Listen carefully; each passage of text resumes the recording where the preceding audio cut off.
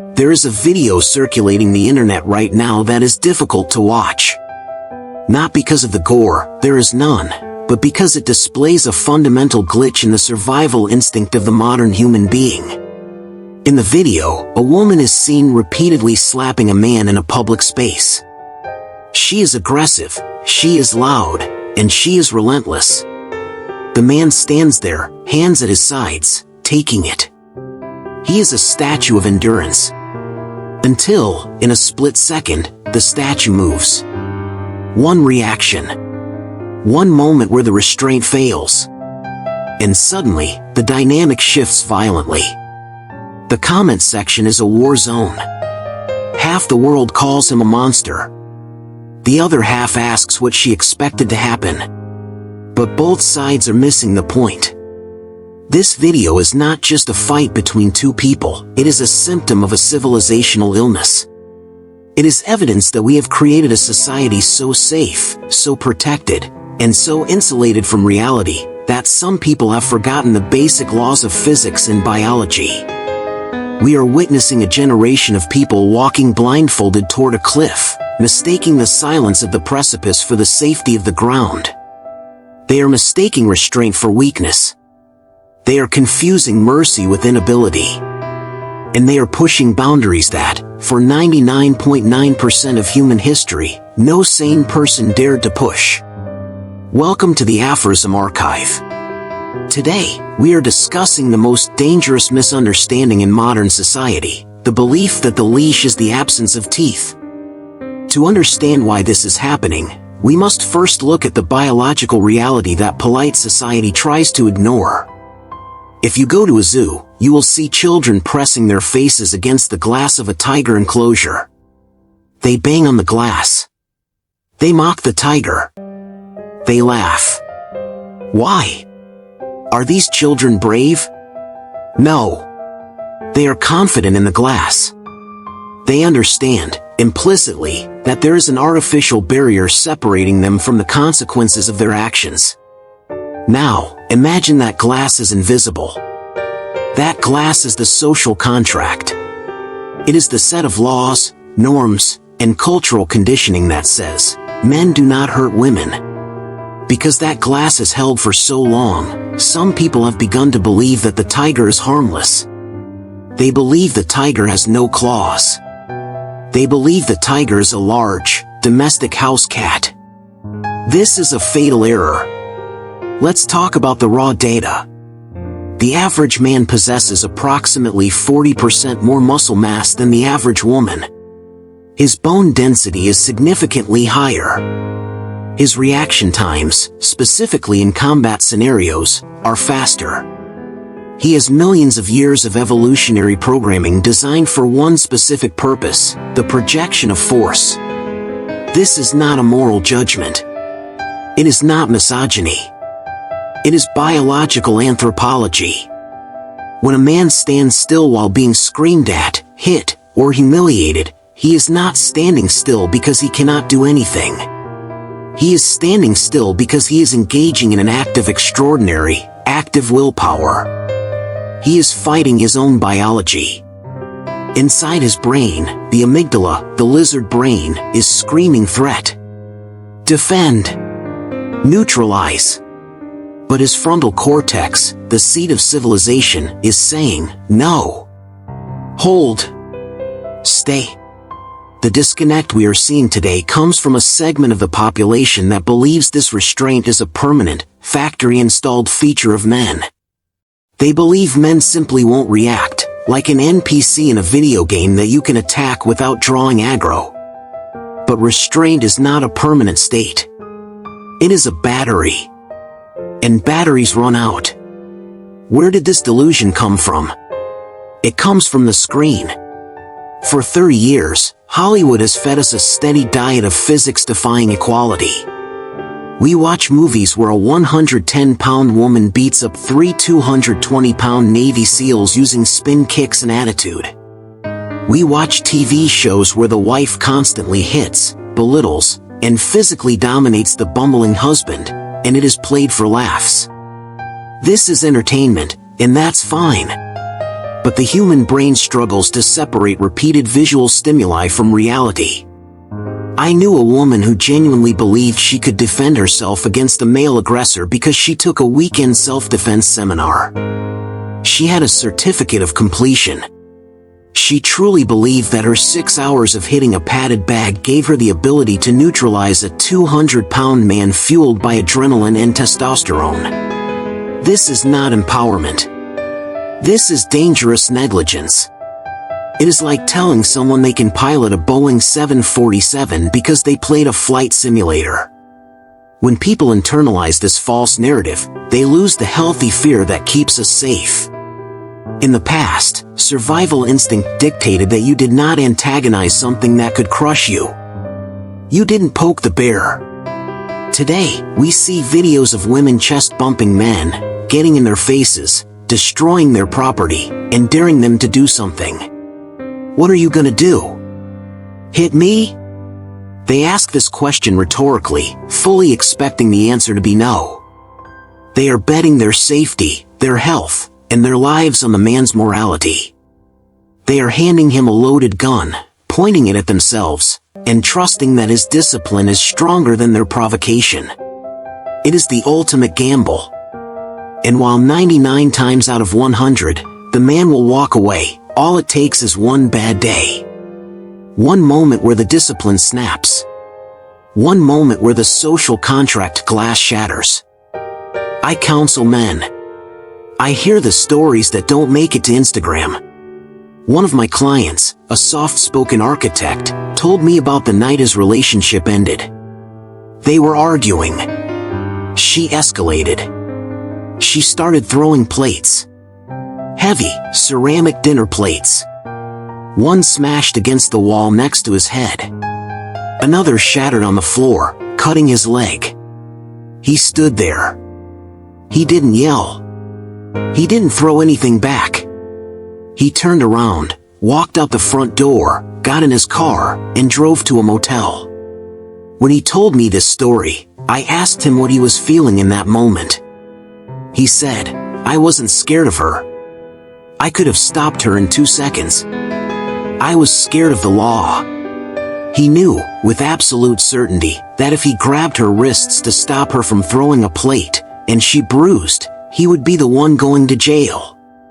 He knew that in the modern legal framework, often utilizing the Duluth model, the larger party is almost always determined to be the aggressor, regardless of who threw the first punch. So, he left. She sent him texts calling him a coward. She called him weak for running away. She didn't understand that his running away was the greatest act of mercy he could ever show her. He left to protect her from the consequences of her own actions. He left to protect himself from a system that would destroy his life if he defended his body. This is the double bind of the modern male. Society tells men, be a protector. Be strong. But also, be harmless. Take the abuse. Never react. It creates a cognitive dissonance that is driving men insane. You cannot ask a creature to be a warrior and a pacifist simultaneously, especially when he is under attack. So, what is the result? Withdrawal. Men are not getting more violent, they are getting more distant. They are looking at the risks of modern relationships, the legal risks, the financial risks, the risk of false accusations, and they are deciding that the juice is not worth the squeeze. We are seeing the rise of the walk-away man. These are men who are opting out of dating, opting out of marriage, and opting out of the protection role entirely. And who can blame them? Why would you sign a contract where the other party is allowed to breach the terms repeatedly, but if you object, you are the one who is penalized? It's not just physical aggression, it's the digitization of humiliation. There is a trend on social media right now where women publicly rate their boyfriends or husbands. They list their icks. They mock their salaries. They make fun of their height.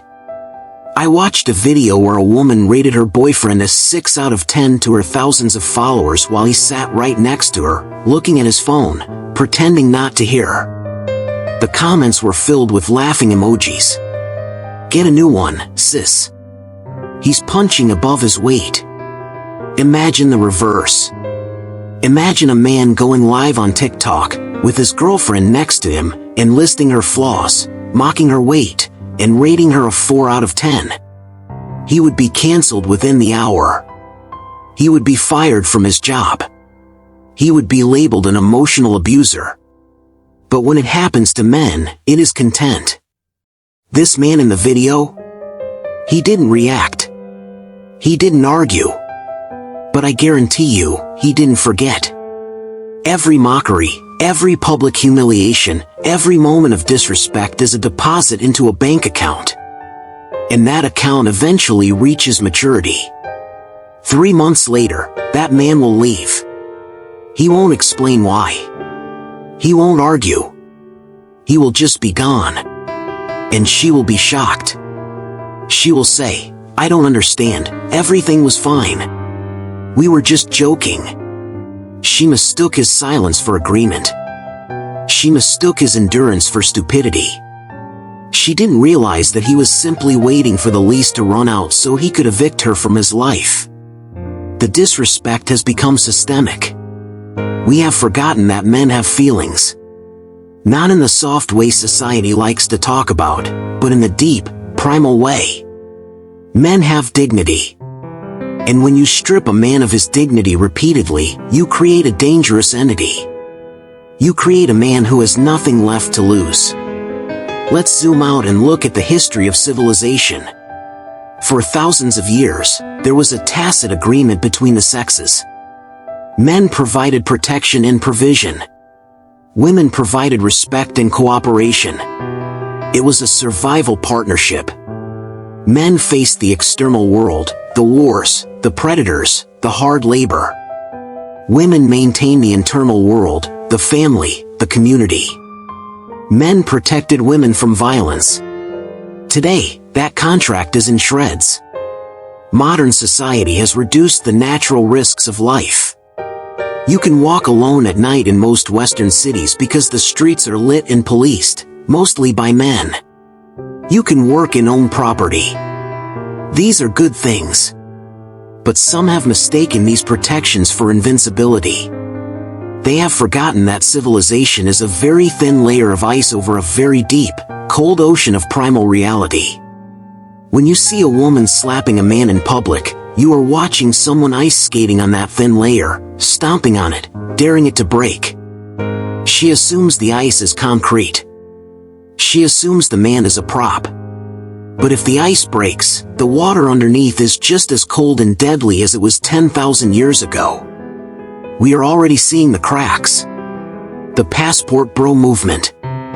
The MGTOW movement. The collapsing birth rates. These are not political statements, they are survival responses. Men are saying, if I am to be treated as a defective woman, if my strength is toxic, if my protection is unneeded, and if my restraint is mocked, then I will take my resources elsewhere. A friend of mine, a high-level electrical engineer who keeps the power grid running for a major city, recently sold his house and moved to a cabin in the woods. He is 40, fit, wealthy, and single. He told me, "I'm tired of being the villain in everyone's story. Out here, the cold is honest. The bears are honest. If I mess up, nature kills me. But nature doesn't lie to me. Nature doesn't mock me." He has withdrawn his participation from society. What happens when millions of the most competent, capable men make that same decision? Who keeps the lights on? Who paves the roads? Who responds to the 911 calls? If the men who maintain the infrastructure of civilization decide that civilization hates them, the infrastructure collapses.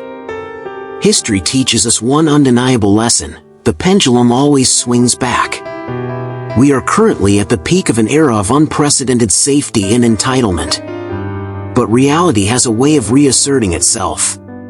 The strong men create good times create weak men cycle is playing out in real time. We are in the weak men create hard times phase. But the hard times are not just economic, they are relational. The danger of the current path is that it creates a vacuum.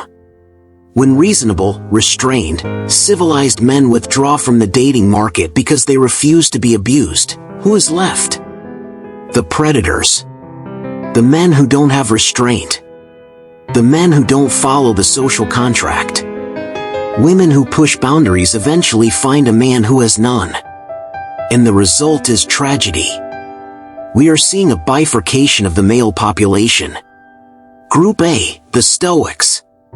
The men who leave. The men who choose peace. They are gone.